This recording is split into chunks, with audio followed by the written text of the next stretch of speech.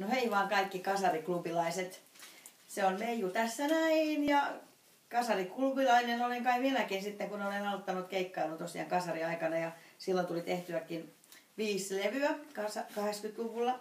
Eli tästähän kaikki alkoi ja kyllä on ainakin tässä Vantaanjoessa virrannut sitten vesi aika paljon ja vuolaana sen jälkeen, kun ollaan päästy sitten tähän nykyhetkeen, joka on siis tämä hetki, joka on nyt taas sitten Kolehmaisen Makin ja Jimmy Pääkallon kanssa tehty viimeisin tämä pitkä soitto, missä milloin vaan. Ja tosiaan oli ne vähän isompia nämä vinyylit tosiaan ennen ja näkyykin vähän ihan eri lailla nämä tekstit. Eli tämä oli ensimmäinen, joka myi sitten nykyistä platinaa, entistä timanttia, eli 50 000 kappaletta heti niin kuin kättelyssä. Ja se oli ihmeellistä minusta. Ja sitten tuli tämä Pidä musta kiinni, jossa nyt tehtiinkin sitten tämmöinen uusi versio Teflon Brothersien ja Stigin kanssa. Tämä oli sitten kakkoslevy. Ja nämä kaikki levyt mä tein Westerlundin Kaiden kanssa, joka oli mun tuottajana. Sitten tuli tämmöinen kuin Meiju totta kai. Aha. Siinä on Mikmakin styleja päällä.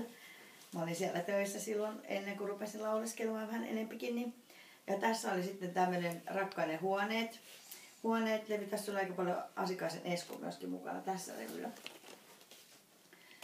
No sitten mennäänkin jo 90-luvulle. Tämä oli viimeinen Westerlundin Kaiden kanssa mun tekemä levy. Ja tässä on kuitenkin jo tuli kappaleita, jotka oli ilmestynyt jo sinkkuna. Esimerkiksi Rakkauden muistomerkki sitten ihan 80-luvun lopulla.